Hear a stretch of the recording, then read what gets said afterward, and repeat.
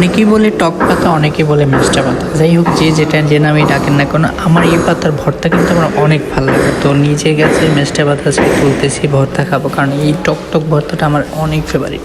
So সেই জন্য নিজের কাছে প্রথমে সকালে উঠে চলে গেলাম মিষ্টা পাতা তুলতে, কারণ আজকে দুপুরে গরম ভাতের সাথে মিষ্টা পাতা খেতে ভালোই লাগবে। তো সব সেই জন্যই হচ্ছে কি আমার নিজের কাছে একটা একটা করে যে গাছগুলো আছে সবগুলোই তুলে আমরা আজকে ভর্তা করবো। সেই জন্য সকালেই তুলতে ভাবলাম তাহলে তোমাদের সাথে শেয়ার করি। এটা হচ্ছে কি রোপণ করা হয়েছিল বাজার থেকে কিনে আনা মিষ্টা পাতার যে ফেলে দেওয়া ডালগুলো, ওগুলো আমি পানিতে ভিজিয়ে রেখে শেকড় হওয়ার পরে সেগুলোকে আমি মাটিতে রোপণ করে দিয়েছিলাম। মাটিতে রোপণ করে দেওয়ার পরে সত্যি এরকমভাবে যে বড় হয়ে যাবে, খুব দ্রুত বেড়ে যাবে।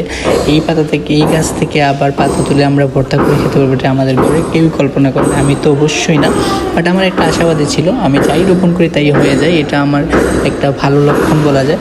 এটা গড গিফটেড, আমি অনেক সময় বলি যে এটা গড গিফটেড। আমি যাই রোপণ করি তাই আলহামদুলিল্লাহ খুব ভালো হয় এবং ভালো ফলন দেয়। তো যাই হোক, এই হচ্ছে এগুলো তুললাম। এই তো অনেকগুলো পাতা হয়েছে, সো সেগুলো ভর্তা করে খাবো। আর যারা যারা আমার সমালোচনা করে তারা আরও তোমরা সমালোচনা করতে থাকো, কারণ তোমাদের সমালোচনা আমার অনেক ভালো লাগে। তোমাদের সমালোচনায় আমাকে এগিয়ে যেতে সাহায্য করবে। So thank you so much সবাইকে। টাটা বাই বাই, ভালো থাকো, সুস্থ থাকো, আল্লাহ হাফেজ।